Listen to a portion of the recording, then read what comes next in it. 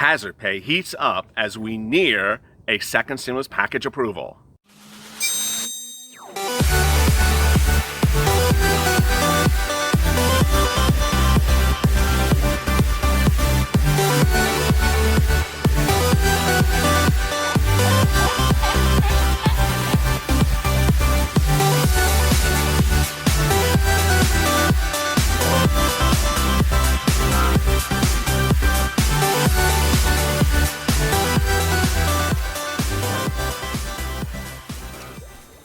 Hey, good afternoon, everybody. This is LALATE. Thank you for joining me on Afternoons LALATE, our 2-hour programming block that starts every day at 3:30 Pacific Standard Time. It starts with a check and then follows up with hazard pay, FPUC, and rent assistance, a new video every 30 minutes. This one's about hazard pay. If you have not followed this channel, thank you for joining me. Big news overnight that suggests that the stimulus package is closer to approval than even first reported on this channel on Friday.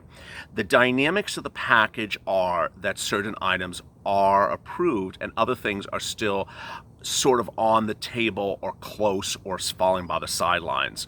Hazard pay does not appear to be one of them. If you've noticed, in the last 3 days, we've heard not a single word that is negative from neither the president, Steve Mnuchin, or Mark Meadows against hazard pay. What we have had is a lot of great remarks from Nancy Pelosi and Chuck Schumer, who said that they're not agreeing to a stimulus package unless hazard pay is in there. A lot of viewers have asked, well, what's going to happen with hazard pay? Basically, where we are at the moment is it's still tracking the HEROES Act. The HEROES Act and all the dynamics that I've covered with hazard pay is still tracking that language. As you know, the Republicans introduced the HEALS Act on Monday and didn't have much of anything. It was missing just junk left and right. And so we're not really tracking the HEALS Act at this point. We're tracking the HEROES Act because that is where the negotiations have been. Overnight, major negotiations continued, one of the longest negotiation sessions and the most fruitful. The people in the room are Mark Meadows, who AP reports is an unsophisticated negotiator, has no background negotiations whatsoever. He's chief of staff to Donald Trump. Steve Mnuchin, the Treasury Secretary to Donald Trump, who's never said anything negative about hazard pay, nor is the Trump administration. Nancy Pelosi, Speaker of the House, and Chuck Schumer out of New York. And so they've negotiated long hours, and they came out this morning with Chuck Schumer, who's really always the most pessimistic of this group. And he said, there's been a lot of great progress. That was our best session yet, but there's a few things still remaining. Well, what are the few things, Chuck? Hey, Allie, what are the few things? It doesn't appear that hazard pay is one of the few things. It appears that the ridiculous stuff is the few things. The crapo part of the crap bill, the real bad stuff. Oh, I almost cursed there. The real bad stuff. That is the $3 billion federal billing that doesn't belong in a stimulus package bill. The insurance liability provision of Mitch McConnell, which I'll get to in a second, which is just insane. And then there's the really important issue, but can't be settled just yet, is how much money in this stimulus package is going to be given to the states so that they disperse it for hazard pay, they disperse it for rent assistance, they disperse it for a lot of programs. That's separate and apart from the hazard pay I'm getting to in a second. Those seem to be the items that are really not formulated. I told you on Friday, ignore what you hear on Sunday morning news. And sure enough, it was exactly that way. So please just blank it out if you watched it. Just don't come. I heard Steve say this, Ellen. I heard Mark say. No, just ignore it because there's a lot of hogwash. Mark Meadows' most hilarious remark this morning, which I will tell you because I watched it or read it, was he's urging you to call up your politician and demand Nancy and Chuck to give you $200 a week because you're owed $200 a week of FPUC. And how dare they deny you that wonderful $200 a week? No one's calling. Do you hear the phone ringing? I don't hear the phone ringing. No one wants $200 a week, Mr. Meadows. They want $600 a week. They got it last week, and they want to get it this week, and they want to get it next week. So it's that sort of silliness that's coming out of Sunday morning news, which makes it more like, Sunday morning cartoons more than Sunday morning politics. But as to discussions, and you know what I'm about to say, as to discussions, whether it's CBS, NBC, ABC, CNN, Fox, whoever you want to list in the group, no one asked a question about hazard pay. I had a very nice person on Twitter tweet me, I think a few hours ago, tweet LALATE and said, hey, why is LALATE the only one that talks about hazard pay? And tagged like every single network. It's like, why the hell is LALATE the only one that talks about hazard pay? It's like you've all forgot about it and no one talks about it. And I adored that tweet. I really did. I have been very PO'd at reporters and their inability to report the second stimulus package with all its complexities in depth. They just talk about the check and they talk about unemployment benefits. That's all they talk about. They don't talk about anything else. And so you have to dig and see if anyone ever asked Steve Mnuchin this morning. They did not, about hazard pay. If they ever asked Mark Meadows about hazard pay, they did not. If they asked Nancy Pelosi about hazard pay, they did not. If they asked Chuck Schumer about hazard pay, they did not. So you literally have no, tea to read with the to sip. You have no cards to read because they're not showing them the cards and asking them to comment on the cards. So we sit here and we clearly don't have anything negative reporting on hazard pay, but we don't have anything positive as well. But the positive focus is really, and this really is great news, so I don't want you to lose faith, is that one, the negotiations are tracking the HEROES Act. I almost said the wrong one. The HEROES Act. It's not tracking the HEALS Act. Two, the White House, which has been the mover of the Republican negotiations, not Mitch McConnell, not the HEALS Act, which, if you don't know, I detailed on Friday, was written by Mitch. It was not written by the president, has been to protect American citizens, pay American citizens, compensate American citizens, and keep them in the home. That's been the message of the president as to the other parts of the stimulus package. So for him to come out and suddenly say tomorrow morning, oh, I'm not paying hazard pay, thank you so much for working the front lines, now go home and have a donut, it doesn't sound like the president. It really doesn't, because it would not be consistent with his policies.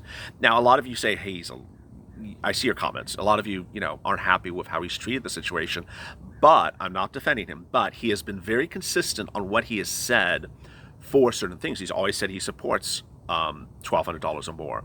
You're going to get $1,200 as your check. Even though Mitch tried to give you $500, he's always supported rent eviction moratorium. He says you're going to get rent eviction moratorium, even though Mitch, in his HEALS Act, didn't include rent eviction moratorium. He said he supports $600 a week, even though Mitch, Steve, and Mark are still trying to pitch you on $200. That's just, that's really Mitch's doing, because Mitch originally didn't want to pay you a single penny for unemployment benefits. Remember that craziness? So the president has never been off message on hazard pay, which is really, really, really assuring, because he's the one pushing negotiations on the Republican side. Nancy, on the other hand, Friday made very clear she's not throwing hazard pay by the side. In a quote that we reported on Friday, I'm not going to go over it again, she had a 1 or 2 paragraph quote in broadcast news, and she mentioned hazard pay twice in 3 sentences. So she clearly has it front burner. She doesn't have it on the back burner. It's not halfway out the door. It's not about to be tossed, so far as we see. The other part of the mixture that's really great news is that everyone else who has an interest in the subject matter has been talking up.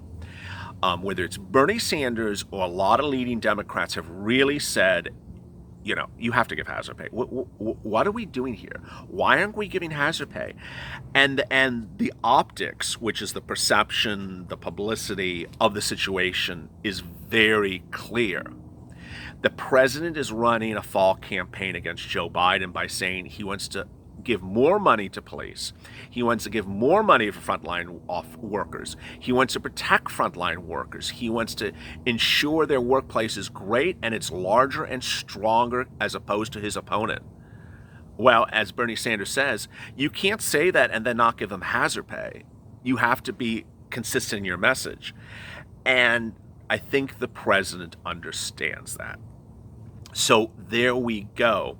A lot of viewers have asked me a couple questions about hazard pay, so let me explain them.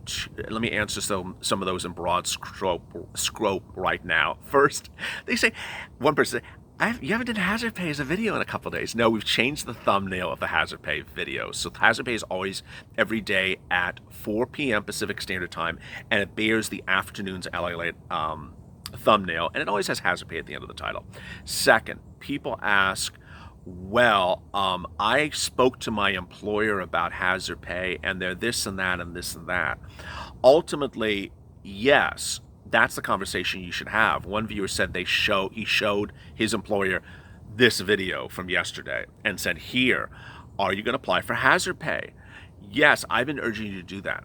I've been urging you, whether you are an employee in a very small mom and pop business, or you're an employee at, a 500 employee business, or you're in a union, or you're in a non-unionized workforce, but it's the same industry as someone next door that is unionized.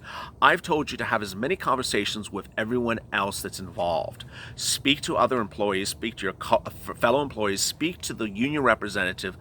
If you're not unionized, still speak to the union representative. Say, hey, this is a big subject matter. Because if this bill is passed, your ability to get the money will be impacted by the willingness of your employer to apply for you. What is he talking about? Let me recap, because I've said this before, but it's so important to repeat right now. Hazard pay is applied for by your employer, not by you. And under the Democrat proposal, they don't have to apply if they don't want to. Ultimately, if the entire workforce walks off the job because they didn't apply for hazard pay, I think they would apply for it. I'm not encouraging for you to do, but I'm basically saying, hey, an employer can't not apply for hazard pay for their entire workforce, because that entire workforce is not a bunch of idiots. They're all going to say, hey, we're entitled to all this money. It's not your money. Go get the money from us for the federal government. And if they don't, well, that's how you have to deal with the situation. And ultimately, I want you to think that through in your mind, because I'm not there. I can't go through every permutation scenario for you. And I'm very good in working things out like this. This is what I do with EIDL and SBA loans on this channel. I help people figure out situations, but I can't figure out the dynamics of you and your employer. So what you need to do after you're watching this video, think to yourself, hey, if that hazard pay passes, I'm an essential worker, and my buddy and my other buddy that all at work together. We're all essential workers, but our boss he's a schmuck. I mean, he doesn't do much of anything. He's very lazy. I never see him. I don't know where he is. What happens if he doesn't apply for hazard pay? What are we going to do? How are we going to handle this? Call up your buddy, start having these conversations, because the money is there. It's not a diminishing fund of money, which is important for you to understand. It's not like there's going to be a big rush of money. It's going to disappear. But it's not one of those things you want to sit around and not take care of. You want to take care of it now. You want to have lined up how much money you're entitled to based upon the calculations I've done on this channel, which I'll say shortly right now. Number of hours you worked January to the present times $13 an hour. Every hour you worked, I don't care what it is, you'll get $10,000 if you made the threshold and you made less than $100,000 last year. If you aren't at the threshold, you get a check for what you're at, and then you get $13 an hour going forward. $5,000 is the threshold if you made over $100,000 last year, and qualifies for every job that's essential worker, whether you had 2 or 3 or 4, whether you're fired or laid off or anything of the sort. You get the money. Get those conversations started, because I don't know what's going to happen. It's very possible. It's very, very possible, if this bill gets passed, that this channel could start turning into an EIDL version of hazard pay, where I'm trying to help you apply for hazard pay through your employer, and trying to get your employer to apply. I just don't know, but I hope I don't have to do that for you. I hope the employers apply for you based upon my empowerment of you with information. A lot of stuff for you to grasp there. Do you still do hazard pay videos? Yeah, I do. And this was one of them. Coming up after this is FPUC, big movements, big negotiations, a lot of trash talking, which we love on a Sunday afternoon, except usually we prefer it on the NFL football field and not in politics. And coming up later after that on Afternoons LALATE, rent assistance and eviction moratoriums. Stay positive, stay motivated, stay smiling. and stay with LA for more.